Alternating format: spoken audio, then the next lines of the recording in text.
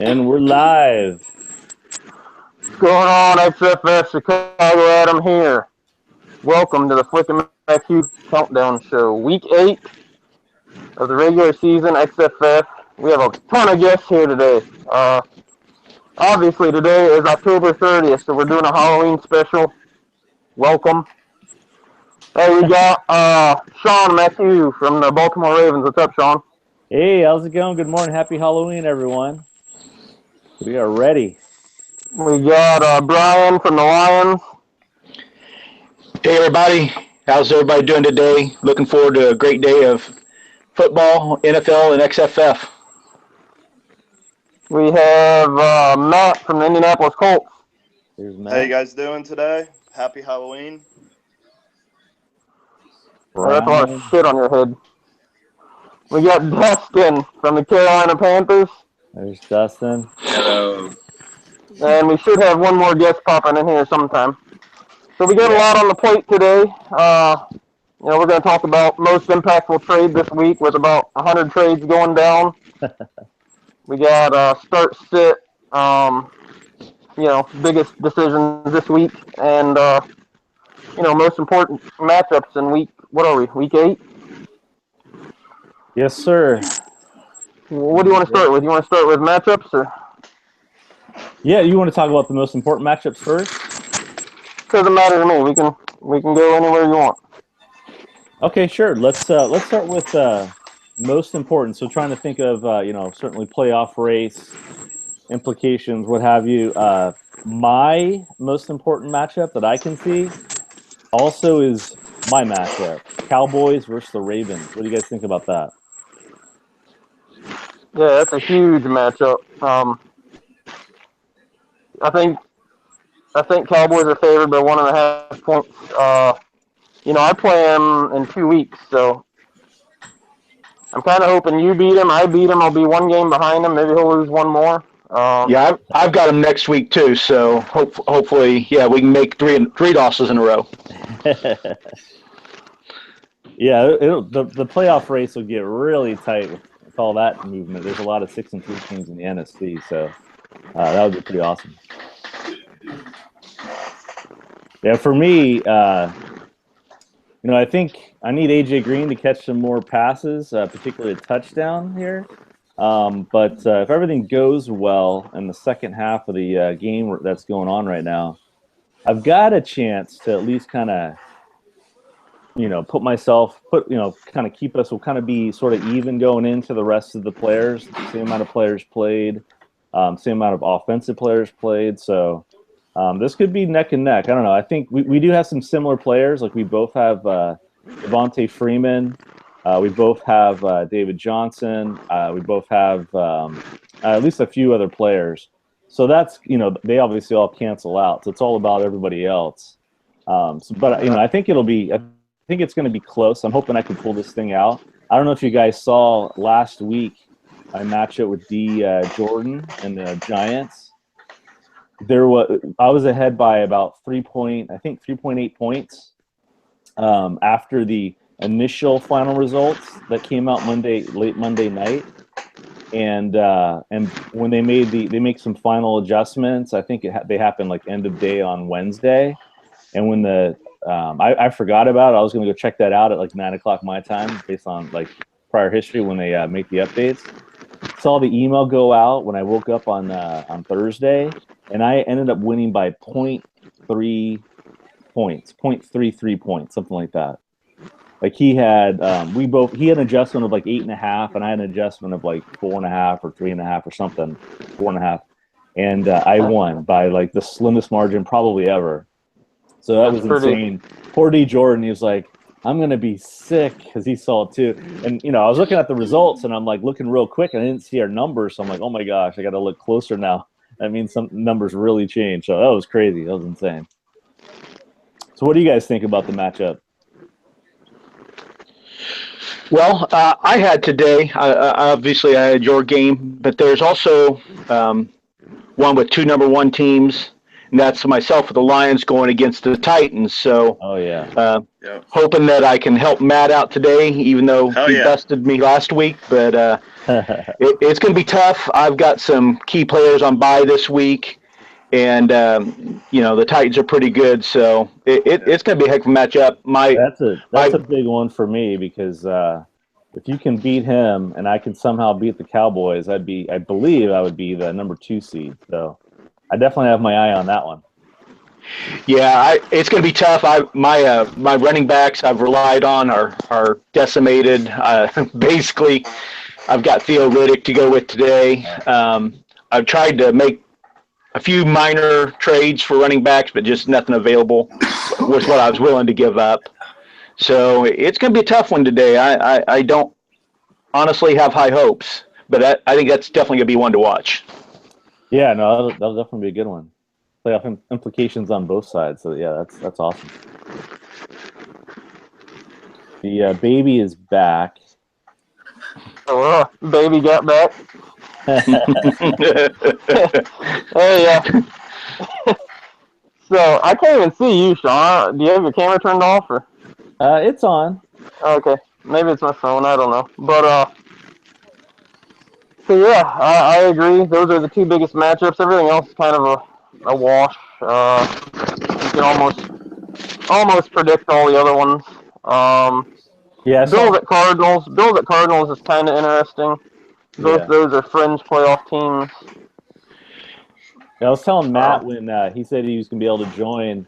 I quickly looked to see his matchup, and I was like, oh, I was gonna reach out to the guy you were playing, but it was Green Bay, and I'd love to talk to Jason. It's not a very exciting matchup. He doesn't want that. He doesn't want that. And then hey Dustin, what about you? What's your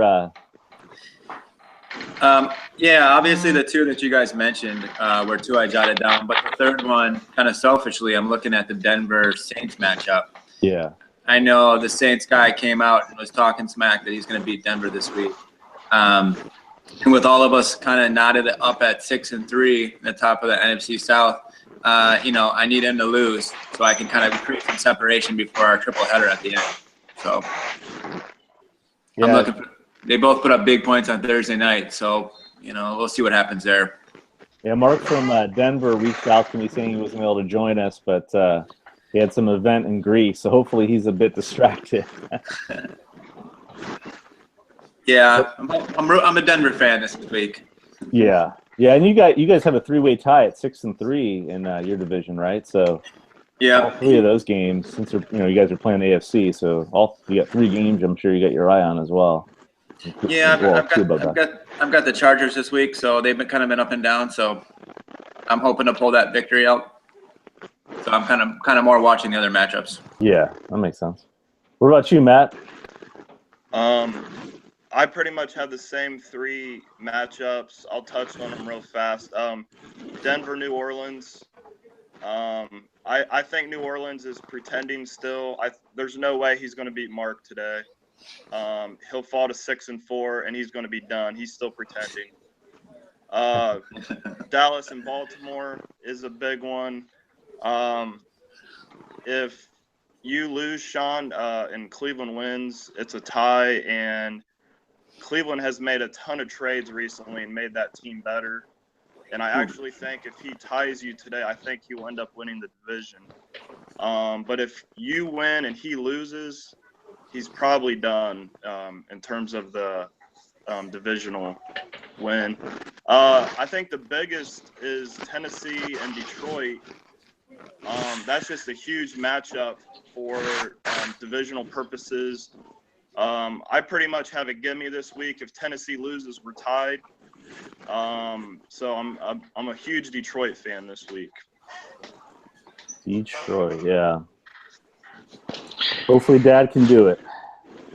Yeah, I'm not feeling real confident. I've already had 2 guys play. Well, one playing right now, and I've put up 0 points, so not looking too good. Who are the players? Oh, Chris Baker. Go ahead, Adam. No, go ahead. Finish. I was just saying, who were the players that That got you zeros. I had Rakpo Thursday night, and he's been hit or miss all year. But my linebacker situation not too good. And then in this game going on now, I've got Sims, Cincinnati tackle, that's put up a goose egg so far. Gotcha. All right. Well, with that being said, let's switch over to what are maybe some of your toughest decisions start to sit week. I think this is the biggest bye week of the year with six NFL teams. So there had to be some tough decisions. Let's start with Dustin. Did you have any tough decisions this week? Yeah, I'm still actually pondering one of my biggest decisions of the week with Lamar Miller and how I'm going to treat his injury. Obviously, they haven't ruled him out yet, but the rumors are that even if he plays, it's going to be limited snaps, and he may take one shot and be done. So I'm a little cautious starting him there. So I'm kind of deciding whether I kind of put him on the bench and either go with John Brown or Duke Johnson. Those are really my two alternatives. So that's my biggest decision right now. I'm kind of leaning towards Duke Johnson, but if they give me 100% thumbs up on Brown, I might lean that way. So that's kind of where I'm at right now. What about you, Matt? Most of my decisions have been made for me because of the bye. I don't have a lot of choices, and with injuries and bye weeks, my decisions are basically made. I have two small decisions. Muhammad Wilkerson and Aqib Talib are both game time decisions, and I have no backup at that position, so I'm going to have to probably pick someone up at the last minute and throw them in there if I find out they're not going to play. That's pretty much all I have, but luckily I'm playing Green Bay today, so that will help. All right. Sean? Well, for me, I'm kind of lucky this week. I don't have a lot of – well, I don't have certainly tough decisions, probably what Matt was thinking. My big bye week is next week, it appears. It's a week I don't have David Johnson, et cetera. So this week, I pretty much had an easy decision, obviously, with the Falcons' backfield.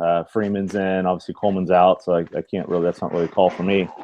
So a pretty minor kind of decision where, it makes sense to kind of think about it is cornerback. Eric Rowe, the Patriots, who took over, who started at cornerback last week, or Sean Smith for Oakland, who's been relatively consistent. Right now I'm going with Sean Smith just for the consistency. Don't really know if the Patriots will change their cornerback situation.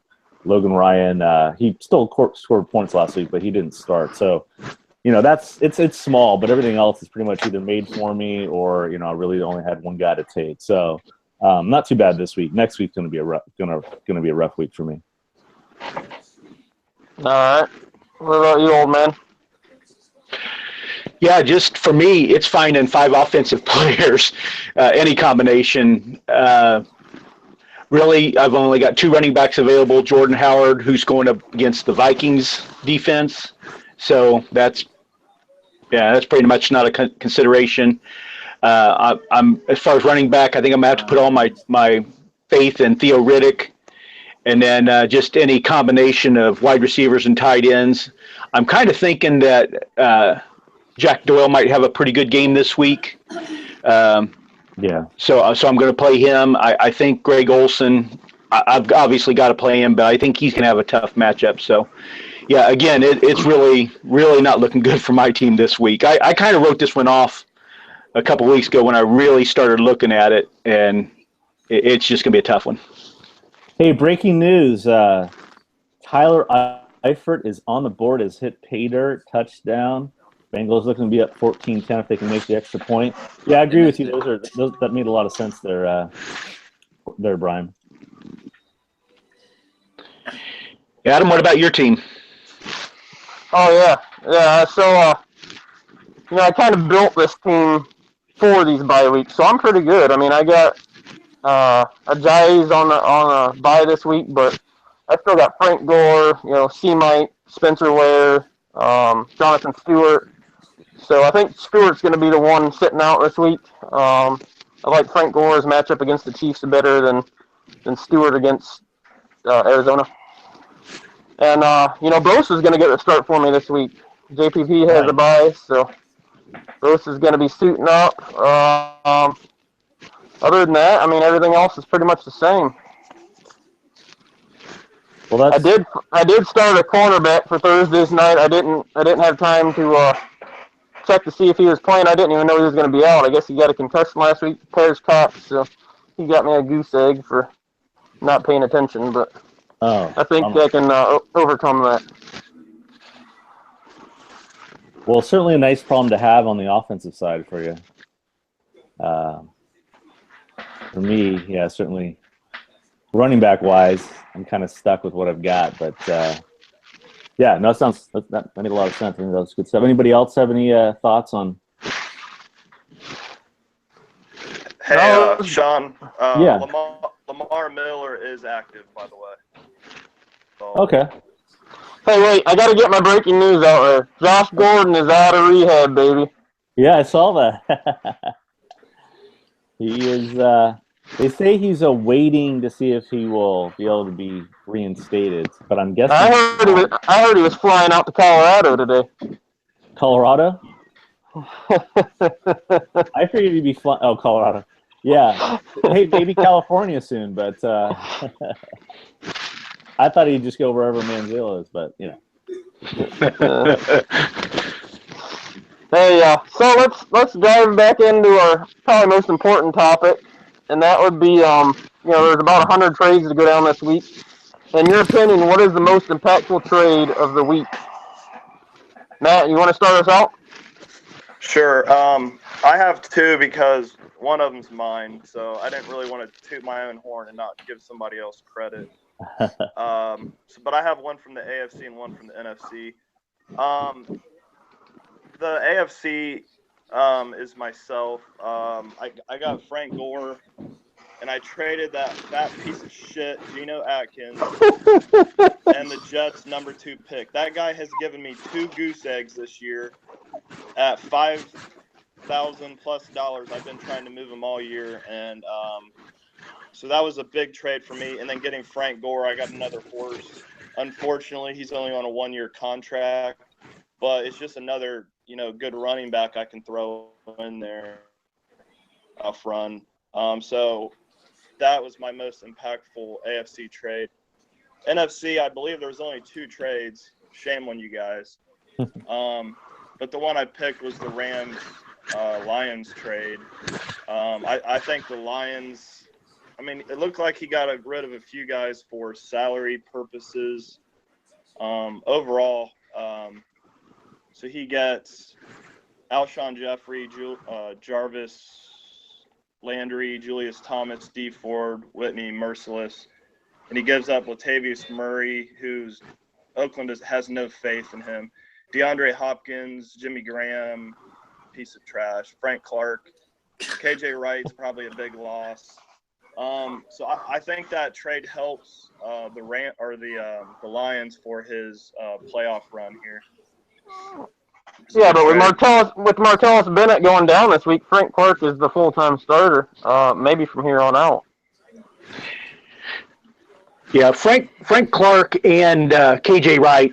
I hated to give both those guys up, especially KJ Wright, and I had regret after I did. But again, I felt it was needed in order to get the players that I wanted. Well, you got rid of Jimmy Graham. What an overpaid piece of shit.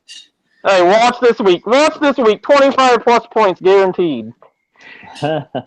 Actually, I had him as my breakout player this week also, Adam. I think Jimmy Graham's going to have a big game today.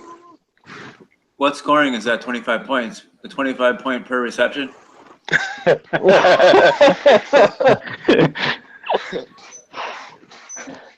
So what about you, Dustin? I agree with the NFC side trade. I think moving, and guys like Murray and Landry move, that's probably the biggest trade. The most impactful on the NFC side. I looked through some of the AFC side. There's a lot of different trades that went down. Some of them, we can't really determine who's won yet. I kind of like what Cleveland did by giving up Brandon Marshall and Jake Ryan for Lorenzo Alexander. I think that was kind of a sneaky play. Marshall seems to be tearing off. his career, and Lorenzo seems to be putting up. I think he's like in the top 5 in points of linebackers. So I think that was a good trade there. I like my trade, but it was more of a salary cap move. I needed a backup quarterback with the uncertainty of Goff starting by week 10 when Tyrod goes on a bye. I was a little cautious that I'd be without a quarterback, and the trade deadline nearing soon, I had to make a move. So I was able to get Fitzpatrick, who got his starting job back. So hopefully he'll be a week 10 fill-in for me at quarterback. Then I was able to move Hogan's contract, which was, a 4-year, $1.5 million deal that was done by the previous owner. And I really wanted to shake that deal. He did not have value for me. So I was able to unload him on the Packers, which he knew. We talked about I needed to move some salary. So I think that, on the NFC side was probably the most impactful trade. Hey, Sean, you had about 15 trades this week. What are you thinking about, best trade of the week? Certainly I was looking to make some trades, but, what Cleveland did this week I thought was, I thought made some good moves. We just talked about, the one that I'm looking at is Oakland traded Terrence West, Tyrell Williams, Brandon Graham, and Will Compton over to Cleveland for Smallwood, Kenny Stills, Kevin White, obviously hurt this year, Mason Foster, played well, and every year. Blake Martinez and Jason Barrett. So, yeah, for me, I think Cleveland just, added at least 3 pieces he's going to be starting every week, I think. I don't get that trade at all. No? I don't know what they were thinking with that one. No. That's horrible. Yeah, so that was definitely big. I mean, I think, obviously Kevin White's – I think, when I look at it, from a Raiders perspective long term, I like it from the Raiders side long term. But Cleveland I know is trying to get a couple of big pieces he knows he can start every week, and certainly needed a defensive end at that point. I know he's got a lot of linebackers, so he's been moving those around, but he obviously, planned to kind of trade some guys later on. So, I think certainly expect more trades, but I thought that was a pretty big one this week. All right. What about you, old man? I'd have to go back on the AFC side and look at, again, the Cleveland Browns getting a little better in their trade with the Buffalo Bills. Cleveland gave up Isaiah Crowell, Ronnie Hillman, Dontari Poe, and then Buffalo gave up William Golston and Alec Ogletree. I like that for Cleveland. He gave up a decent player in Crowell, but I think that was a move that definitely made Cleveland better. Yeah, and I would also go with, Cleveland definitely upgraded his team over the last week with multiple trades. I really like the Lorenzo Alexander trade. Let's see. Trying to find the other one here.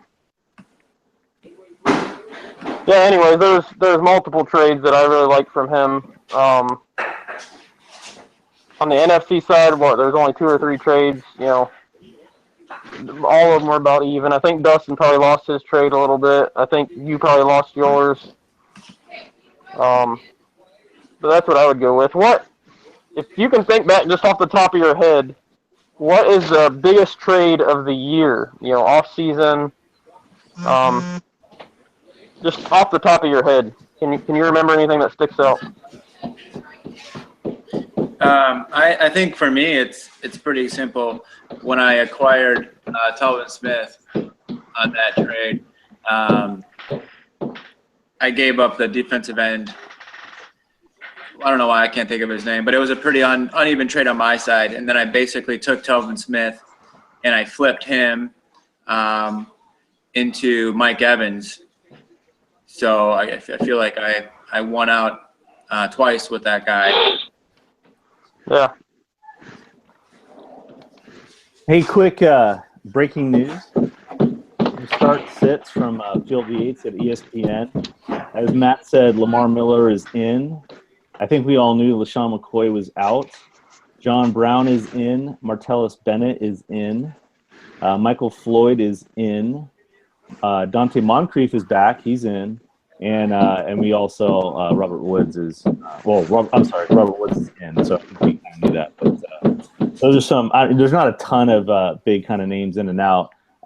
Side note: I've got Mike Gillisley, and I'm starting him. And they say he might be in a rotation, might be hit the hot hand. So we'll see what happens there. But if anybody else is thinking about using him, watch out. Might not be good. Yeah. Sean, what about you? Thinking back, any team in the league, what do you think is the biggest trade of the year? You know, that's a really good question. I really like what Brian, the big trade Brian made this week. That's, when I think of big trade, certainly lots of big names being thrown in there. When I think of big transactions, the one that stood out to me, and this is not a trade, but Quan from what's his name from Tampa Bay. I know Matt, you made a big trade for him. He was picked up free agency in June. In fact, I think it might have been August by the time he was picked up for like $600, the minimum amount. Just picked up. I went back and looked. He was in a few different IDP, like you got to get this guy, and I wasn't up on all the IDPs, at least all the ones I'm now as far as like articles and stuff that are out there. That one was insane. Like that guy, I mean, to get that guy for minimum and have him have the year he's had, that to me is the biggest pickup in any shape or form this year. Yeah, for me, you got something to say, Dustin? I thought Jeremy Hill just punched it in, but it looked like he got stopped. I got it on my TV, but I can't even see through this fucking mask. So, but yeah, for me, just off the top of my head, I would go back to very early in the off season. Denver Broncos was having salary cap problems with I don't even remember why. But you remember when he traded Andrew Luck? Oh yeah. I don't even remember. You got Lamar Miller, I think, right? I thought he got. He was moving dollars, and I thought he got Lamar Miller, and that he basically lowered his cap, and then he was able to afford Le'Veon Bell and Julio Jones. Yeah. I mean, just off the top of my head, that trade really sticks out. He's 8-0 right now. I don't know if anybody else has anything. You got anything, Matt? Yeah, I do actually. The huge Kansas City-Cincinnati trade. Cincinnati pushed all of his chips into the middle of the table, and I don't even think he's going to make the playoffs. I mean, that was a total disaster for him.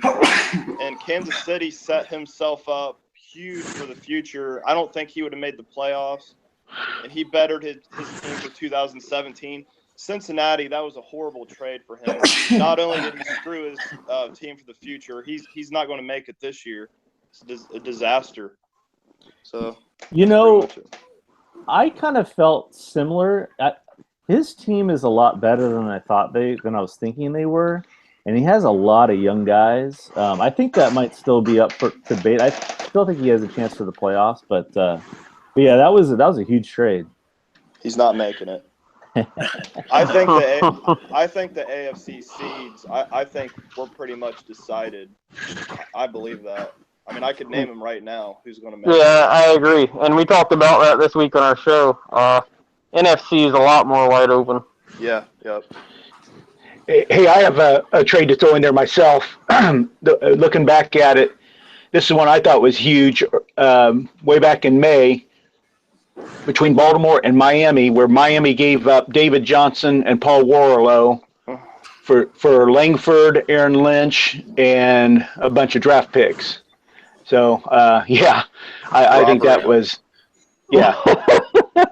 Yeah, that's robbed him. Hey, robbing the fucking cradle, Sean. I try not to bring that one up, but that was one where I think I could have paid a little bit less, but I was like, he's agreeable to it. Let's just do it. And so I just, And Aaron Lynch, I was worried about giving up in that deal. I felt like I kind of gave him away in that deal. But he's kind of been struggling. I don't know. It's been kind of interesting. But, yeah, I would definitely do that one again, of course. But And Miami gave away Antonio Brown. I mean, think about Miami's team if he still would have David Johnson, Antonio Brown, and now he's bitching about people going on IR. Well, guess what? Don't bitch. You just trade away the two best guys in the fucking league. Well, the thing is, in Miami, that's been their problem. Has been their his defense. If you go check it out, he's got defensive players he could trade if you wanted to get some offensive players. He's got a ton of depth there. But his offense, that's where he's had his challenges. And, maybe he can make some trades, by the deadline. But he's, if he wants to get in there, I think he's got a really good chance. His defense is top notch. I got a question for you. One big thing left in the AFC. Is Miami going to hold off Buffalo for the division title? I don't know. I mean, he's got to pull a trade. He does have a lot of guys on IR. He traded half of his talent literally away in the offseason, and he hasn't done too much since. He's kind of just been sitting still. Even if he does make the playoffs, he's not going to make a lot of noise. I think he holds Buffalo off. Buffalo still can't figure out what way they're going. And he had some rule misinterpretations builded. He's been emailing me. It's kind of why I made that post last night for clarification. Yeah. So, yeah, he's got to figure his shit out to get on top of that division. Look at his injuries. He's got C.J. Anderson on IR. LaShawn McCoy is hurt. Jeremy Langford is hurt. I mean, he has Matt Forte at running back right now, and that's pretty much it. Yeah, Forte's interesting. I think last week he had a good week, but he had kind of been down for a bunch of weeks. Although I don't think anybody really started Forte last week because he'd been so bad recently. But yeah, he's made some trades. He has an opportunity. If he's got some defensive players that he doesn't, that he can afford to trade. He can get some offensive pieces if he wants to get in there. He's got a chance. But yeah, it's they've been falling a bit. Hey, I want to here's a little breaking news. I know I got Matt here. We had it's more of like a gentleman's bet, I guess, that Matt, you and I had about Andy Dalton. He just ran the ball in for a touchdown. So I had to pick it up. I don't know if, it was on chat, so we just kind of talked about it. We didn't make it official. Probably should do that. So I bet that Andy Dalton would have more fantasy points the rest of the year than Carson Wentz. Do I have that right, Matt? I love Andy Dalton. He is such a great quarterback. And so, Matt, I guess, so at any rate, Matt's not allowed to say anything negative about Andy Dalton. What a great guy. Probably like the I love that. Yeah, so that's a lot of fun. He's not even allowed to. Here's the green card. Keep the cash. He has to agree not to talk negative about Andy Dalton, even when I'm not around or, his buddy. he is so I'm sure that one hurts. Let me show you some text you were sending me about Andy. Yeah, if you guys have any evidence of him doing that, I have no idea what repercussions are, but I will wear an Andy Dalton jersey if I break that. Okay. I'm sure I could find one in a dumpster around here somewhere. Hey, Sean, I think you should go even further and make him have an Andy Dalton tattoo. Oh yeah. Oh shit. He wasn't willing to bet any money on this thing. I was trying to do like $50, so I know that he knows that Andy Dalton, at least in fantasy, is a pretty darn good quarterback. But yeah, as tattoo, that would have been better. He's a good fantasy quarterback, but I mean that's about it. You don't want him on your team in the playoffs. No, but Eifert coming back is definitely going to help him too. So yeah. Speaking of bets, Sean, I guess you got your eye on that side bet we had where Chandler Jones, defensive end. That was supposed to be a top 10 defensive end. I said he getting switched to linebacker. I'll even throw it down to bottom 20, top 20. I mean. Yeah. And he's probably sitting somewhere around 50. Well, he helped himself a little bit in my matchup a couple of weeks ago. Or actually, no, the matchup last week. he had that one sack. So this is like myself and D Jordan playing, and that was part of this whole thing.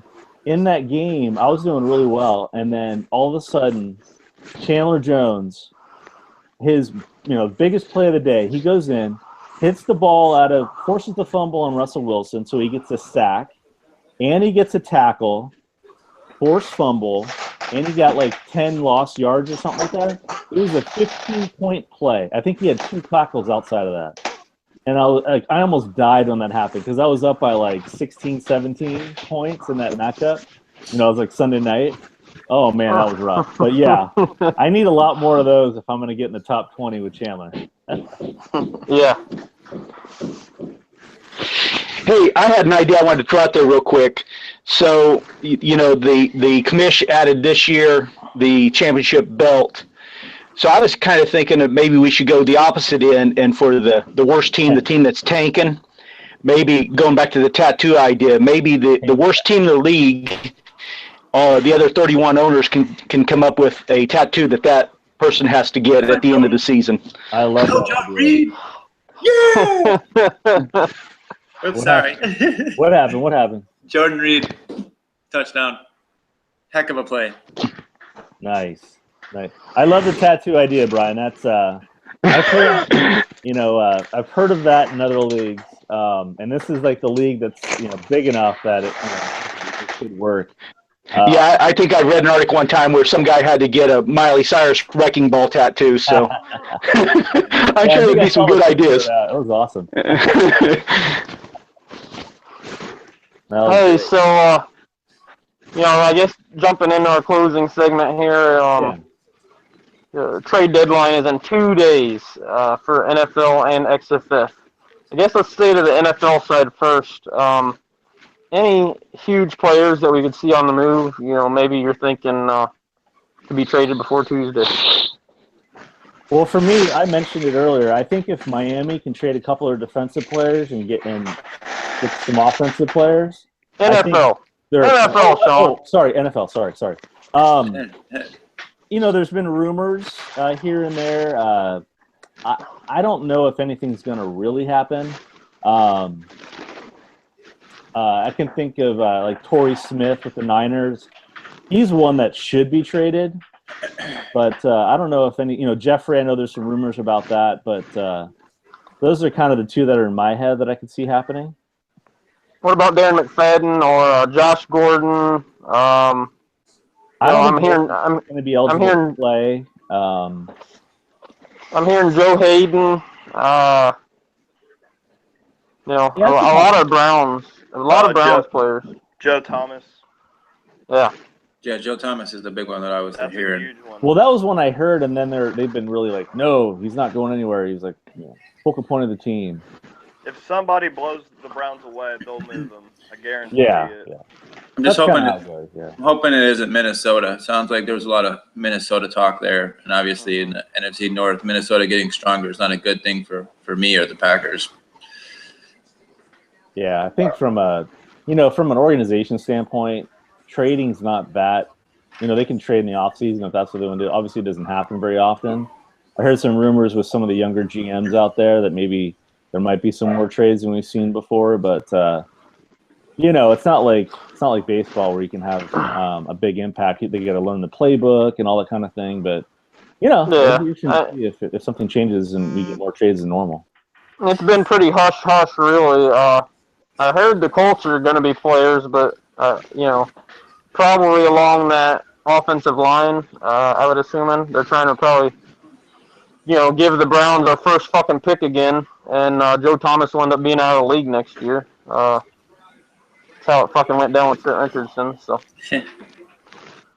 that trade, when that Trent Richardson trade happened, I was like, whoa, they gave up on him that fast and all this, and it was the right decision. Was that the Browns' only good trade ever? Probably. That question was for Matt. The Browns they've done nothing right. The best thing the Browns did was leave Cleveland years ago. That's the best thing they've done.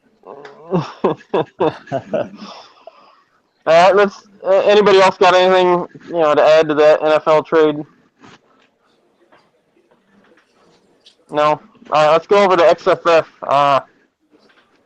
Some franchises or players that you think could be on the move, should be on the move. I was actually going to write an article this weekend, and I just didn't have time.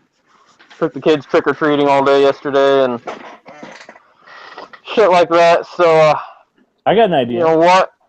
But, yeah. Here's an idea of a trade. I think, and I'm not sure if I'm convinced on Jimmy Graham, but I think since the Dolphins had to put Steve Anderson on IR, they've opened up some cap space there. I think they should be trying to get Jimmy Graham for not a ton of. It probably won't be that expensive from the Raiders. I think that'd be a good matchup for both of them. With Miami needing some offense, that's a possibility that I think could be out there. Yeah, I could see that. Anybody else got anything? I'm always in the business of making deals. I've got a couple in the works now that I'm working on. I think I really need to move some salary around as well. So look for the Panthers to be making another move, and maybe Adam and the Bears will move Tristan Michael after he gets this sweet matchup against the Saints. Hey, Dustin. Probably not. Probably not. I saw you sign him to a 4-year extension. I was like, that's probably the writing on the wall. He's not trading him. I don't know. I have a infatuation with C-Mike for some reason, but same thing with Spencer Ware. These guys weren't expected to do much, and they come in and just carry my fucking team. So I don't know. We'll see. Really, for me, it's hard for me to pull the trigger. I'll fucking admit that, but I think I value draft picks a lot more than most of you guys. It's hard for me to give up, a first and a second, or even just a first by itself. I like finding the talent in the draft, even if it is the Joey Bosa pick. Yeah. I mean, I'm the same way. I think I have a high value for draft picks, and one thing I didn't know when I took over the team is that he traded away or got rid of all his 2017 picks. I didn't have any way to see that, and obviously until I was actually the owner. Not that it would have changed my decision, but it did kind of put me behind the 8 ball. And I think you've done a hell of a job, making up for it this year. Obviously your record shows for that, and you can live at one draft. You got enough young talent. I think you can live a draft without falling behind. Yeah, that's what I'm hoping. Finding out that the team only won, 4 games last year, and then coming in, I already have 6 wins. So I'm pretty happy with the results so far. I guess let me jump over. Seattle should be trading off. He's got some great talent on his team. LaShawn McCoy, he's at $20 million. Yeah, you can franchise tag him or transition tag him. But I hope to God that's not your plan, Ron, to pay a running back $24 million next year, because you're going to be shit out of luck again next year. Yeah, that sounds like a personal thing with you and trying to make an offer for him. I was in the same camp. I'm like, come on, what are you going to do with him next year? And, he wants three top tier players for an expiring contract. I guess this isn't baseball. Well, and I guarantee you he tags them, and that's the wrong decision.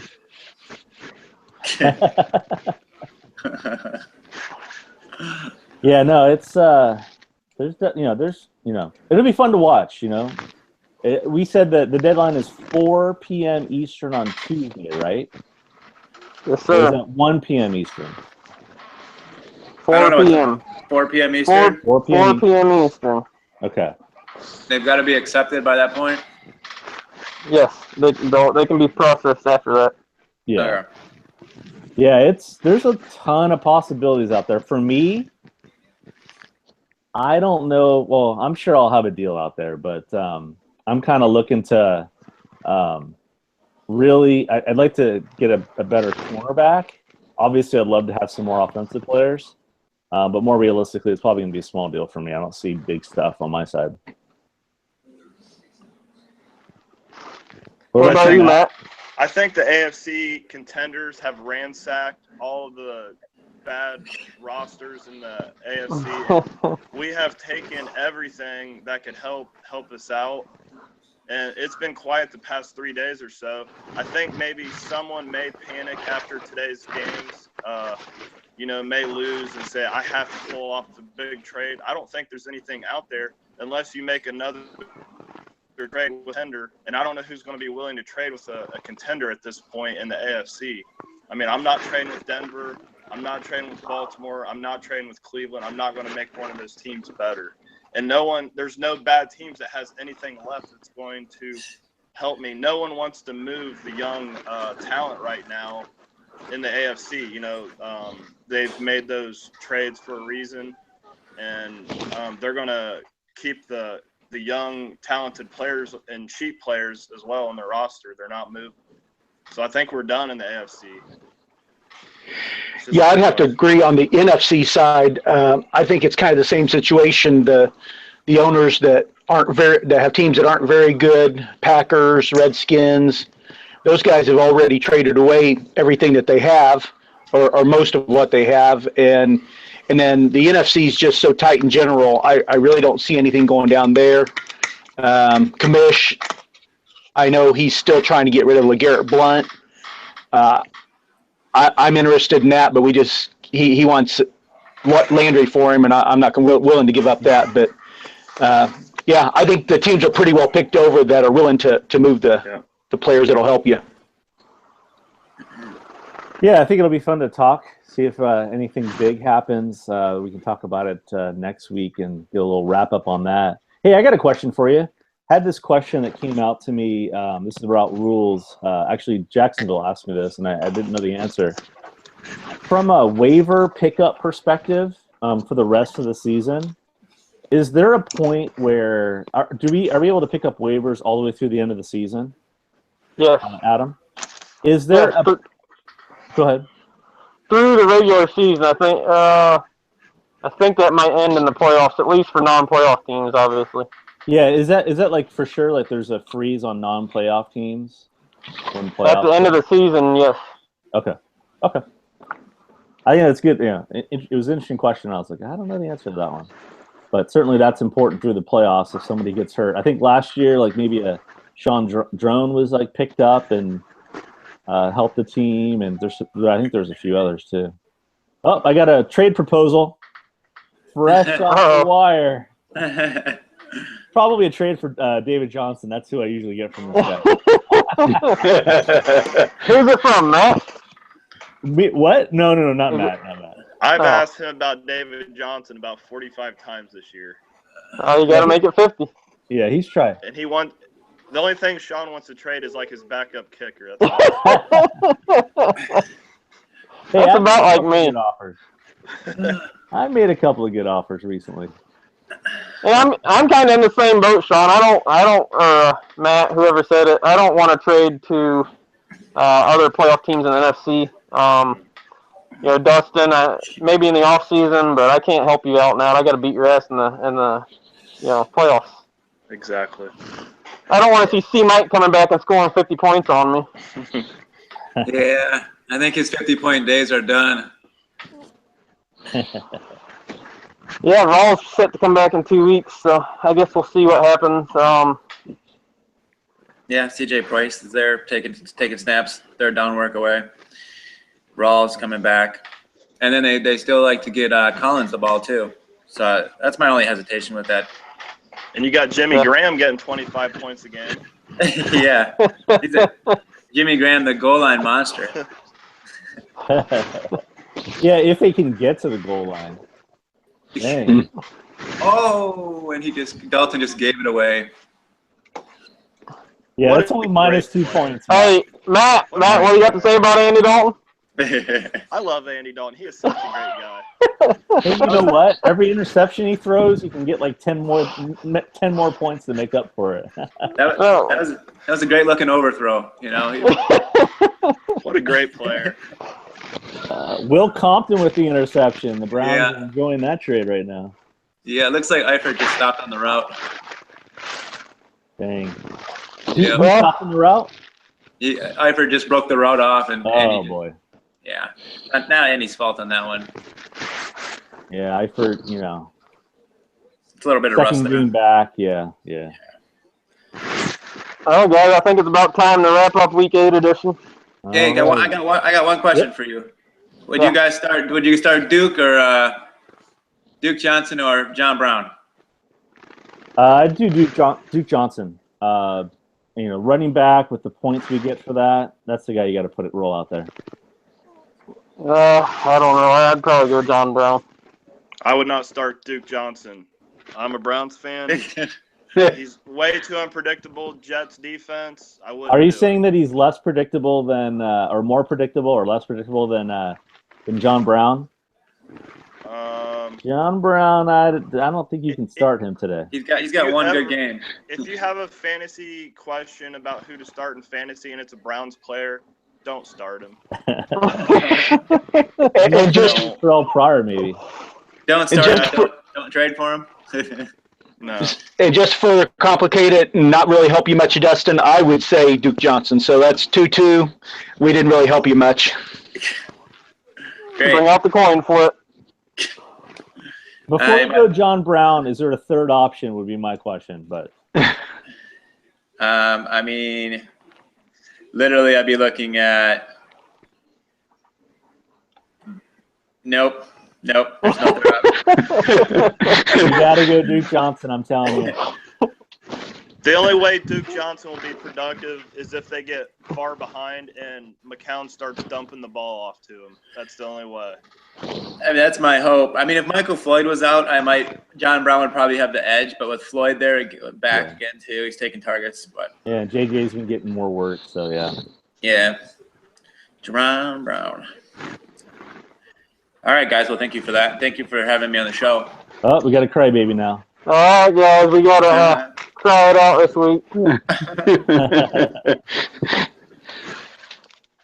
Hey, what is it? 4 more weeks and we're going to have, 20 owners. 20 owners not making the playoffs. Oh, no. The Saints will be the first one crying. Just my parting shot. I can't guys. He's not beating Denver. It's not happening. Well, that wraps up our Week 8 edition. I appreciate Matt and Dustin joining us. Yeah, thanks guys. This has been great. It's been fun, guys. Hey, everybody enjoy your Halloween with your kids if you got them, or family or whatever. We'll see you next week. All right, peace out. Yeah, later. Take care. Everybody. I don't know what Matt's saying there, but David Johnson. Bring him over. Send your offers. See you guys. Have a good night. Good day. Enjoy the sports. And we will see you next week.